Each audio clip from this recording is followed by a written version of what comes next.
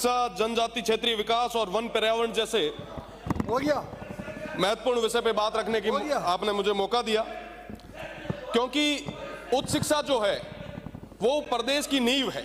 अगर हम सब प्रयास कर रहे हैं कि 2047 तक हमारा ये प्रदेश विकसित प्रदेश बने, ये देश विकसित देश बने, तो निश्चित रूप से पक्ष और विपक्ष दोनों को मिलकर उच्च शिक्षा को मजबूत करने की जरूरत है। आज मैं यहां विश्वविद्यालय की बदौलत खड़ा हूं। 2019 में जोधपुर विश्वविद्यालय के तमाम युवा साथियों ने अगर छात्र संघ अध्यक्ष नहीं बनाया होता तो शायद आज हम लोग और मेरे जैसे कितने तमाम युवा साथी हैं जो इन सदन की सीढ़ियों तक नहीं पहुंच पाते। आज प्रदेश की सबसे बड़ी पंचायत में हमें पहुंचाने में सबसे बड़ा जो योगदान है वो उच्च शिक्षा और विश्वविद्यालयों का है। मेरा निवेदन है माननीय मंत्री जी से कि आज के समय में प्रवेश परीक्षा और परिणाम तीनों समय पे नहीं हो रहे, जिसकी वजह से आम छात्रों को, ग्रामीण परिवेश से आने वाले युवाओं को काफी नुकसान हो रहा है। मेरा निवेदन है कि पूरे प्रदेश की सारी यूनिवर्सिटीज का एक कैलेंडर तय हुए और निश्चित रूप से उस समयबद्ध तरीके से आप प्रवेश भी लें, परीक्षा भी कराएं और परिणाम भी आए, ताकि कोई भी तरीके की अनियमितता नहीं हो। साथ ही साथ मोदी जी का सपना है कि 1 लाख नए युवाओं को राजनीति में लाया जाए, ताकि इस देश की नींव को और मजबूत किया जाए। उसके लिए जरूरी है कि हम छात्र संघ चुनाव जैसे राजनीति की जो नर्सरी है उसको शुरू करें। चाहे किसी ने भी, मैं कहता हूं कि पूर्ववर्ती सरकार ने छात्र संघ चुनाव पर रोक लगाई, पर मेरा वर्तमान सरकार से निवेदन है कि आप छात्र संघ चुनाव कराएं ताकि नए युवाओं को राजनीति में आगे आने का मौका मिले। आज के समय में चाहे यूनिवर्सिटी हो चाहे कॉलेजेज हो, दोनों में टीचिंग और नॉन टीचिंग की बहुत भारी कमी है। आप देखेंगे कि आज के समय में कॉलेजेज जो है वो एक एक टीचर के भरोसे चल रही है। यूनिवर्सिटीज में आप देखेंगे तो बड़ी मुश्किल से आपको गिने चुने जो है प्रोफेसर्स मिलेंगे। ये बहुत बड़ी समस्या है। अगर आज के समय में इस एआई के युग में अगर हम प्रॉपर तरीके से टीचिंग स्टाफ नहीं दे पाएंगे तो वो तमाम चीजें कैसे बन पाएगी। आज विद्या संबल योजना के तहत हम कुछ जो प्रोफेसर्स हैं उनको ले रहे हैं, टीचर्स को ले रहे हैं, यूजीसी के आधार पे, यूजीसी के नियमों के आधार पे ले रहे हैं, पर उनको 5 साल तक ही रखने की बात हो रही है। आज के समय में उनका जो भविष्य है कहीं ना कहीं वो खतरे में है। मुझे लगता है कि प्रदेश की सरकार को इस और ध्यान देने की जरूरत है। साथ ही साथ पेंशनर की बात मेरे से पहले तमाम जो वरिष्ठ जन है उन्होंने कही।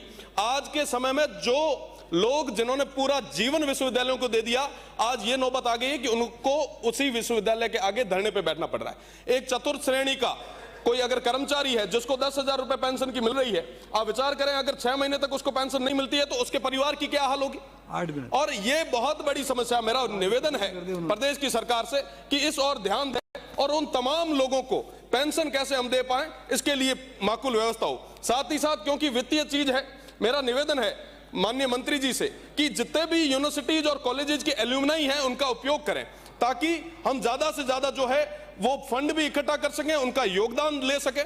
अगर हम योगदान लेंगे तो निश्चित रूप से इसका हमें फायदा भी मिलेगा। एमबीएम और जोधपुर यूनिवर्सिटी की मैं विशेषकर बात करूंगा। जोधपुर विश्वविद्यालय की एमबीएम एक फैकल्टी, एक कॉलेज हुआ करती थी, उसको आपने यूनिवर्सिटी बनाई, बहुत स्वागत योग्य कदम है, बहुत अच्छा आपने काम किया। पर आज ये स्थिति है कि एमबीएम के अंदर इंजीनियरिंग के अलावा भी बाकी आर्ट्स और कॉमर्स के जो है वो सब्जेक्ट चल रहे हैं।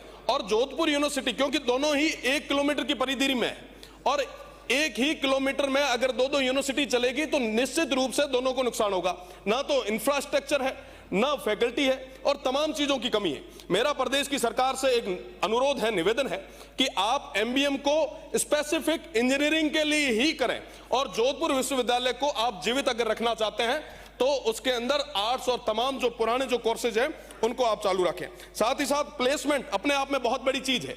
आज हम कहीं पे भी प्लेसमेंट की बात नहीं कर रहे हैं। वो युवा जिनको हम ग्रेजुएट करके भेजेंगे कहां।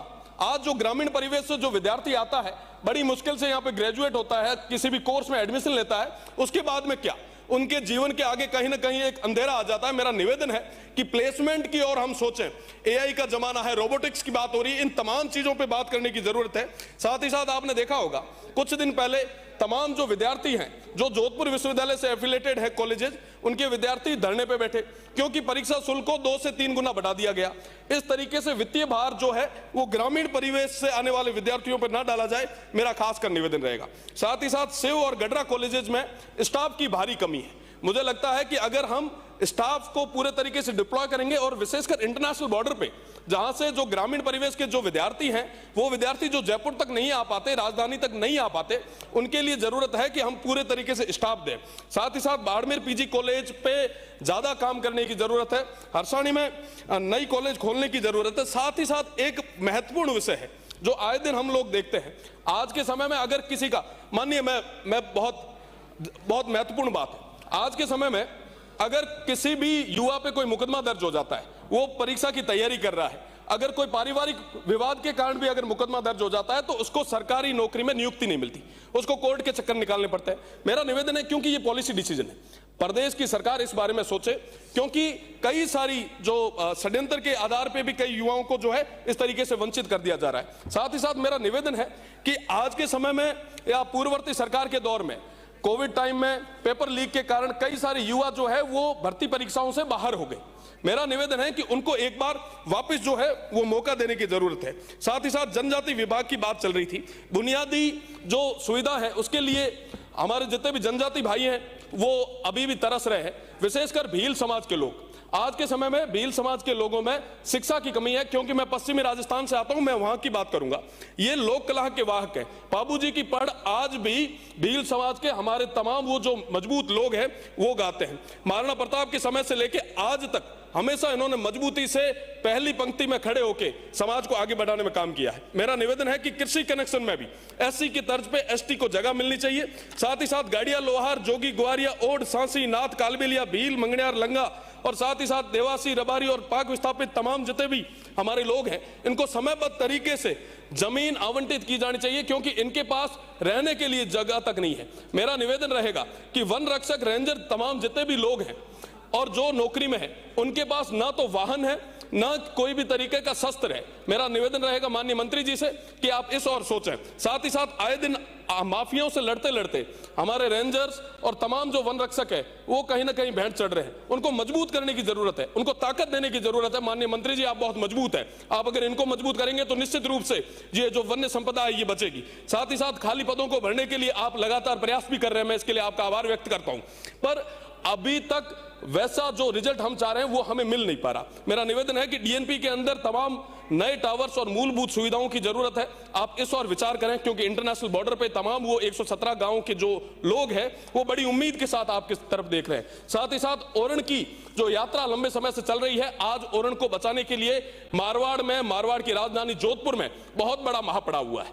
तमाम लोग प्रदेश की सरकार की और एक आस और उम्मीद की तरफ देख रहे हैं। मेरा निवेदन रहेगा प्रदेश की सरकार से कि आप इस और सोचें। साथ ही साथ यूनिवर्सिटी जो है वो कोई राजनीति का विषय नहीं है, यूनिवर्सिटीज को आगे बढ़ाने में हम सभी भागीदारी होनी चाहिए। अगर हम बात करते हैं कि अगर ये तमाम चीजें हो जाती है तो निश्चित रूप से हम विकसित राजस्थान की ओर बढ़ेंगे।